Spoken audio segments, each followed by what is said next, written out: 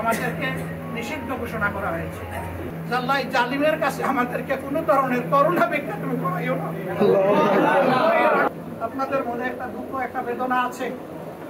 এই কয়েকদিন আগে কেবল আমাদের প্রিয় সংগঠনটাকে সম্পূর্ণ গ্রাসমূলকভাবে ট্রাম্প কার্ড হিসাবে ব্যবহার করে জনগণকে বিভ্রান্ত করার জন্য, এই আন্দোলনকে বানচাল করার জন্য আমাদেরকে নিষিদ্ধ ঘোষণা করা হয়েছে। আজকের সামগ্রিক কার্যকলাপের মাধ্যমে প্রমাণ হলো আমরা নিষিদ্ধ নই, আমরা সিদ্ধ। এই সমস্যাটা যখন আমাদের সামনে আসে, আমরা তখন প্রাথমিক আলোচনা করেছিলাম। আলোচনায় আমাদের বিভিন্ন ধরনের মত এসেছে, আসবে। আমরা বলেছি খোলা মনে যা আমরা ভালো মনে করি তাই বলবো। কিন্তু আল্লাহ তাআলার কাছে আমাদের মিনতি ছিল যে আল্লাহ জালিমের কাছে আমাদেরকে কোনো ধরনের করুণা ভিক্ষা তুমি করাইও না। আগেই সব সমাধান করে দিয়েছেন, আলহামদুলিল্লাহ।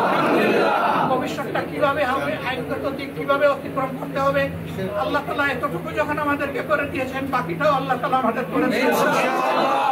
প্রিয় ভাইয়েরা, আপনারা কষ্ট করে স্বল্প সময়ের ব্যবধানে এখানে চলে এসেছেন। এই ঘরের দুর্দশা আপনারা দেখতে পাচ্ছেন। ঘরে একটা না থাকলে কিছু হয় নাই, কিন্তু প্রাণের প্রিয় নেতৃবৃন্দকে আর জীবনটা এখানে দেখতে পাবো, এটাই আমাদের আফসোস। আল্লাহ তাআলা যেন জান্নাতে তাদেরকে উত্তম রেখে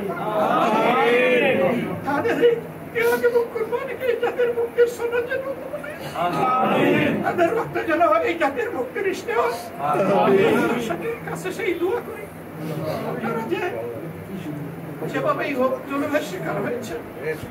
আমরা আল্লাহ তাআলাকে সাক্ষী করে বলতে চাই যে আল্লাহ আমাদের উপরে যে জুলুম করা হয়েছে আমরা ক্ষমা করে দিলাম, প্রতিশোধ নেব না। তবে আইন অনুযায়ী যার যেখানে যা প্রাপ্য সেটা পাবে। কোনো প্রতিশোধে দলীয়ভাবেও যাব না, ব্যক্তিগতভাবেও যাব না। আমরা এটা দেশে যখন ন্যায় এবং ইনসাফ কায়েম হবে তখন আমরা এটা আইনের হাতে সুপোর্ট করে দেবো ইনশাআল্লাহ।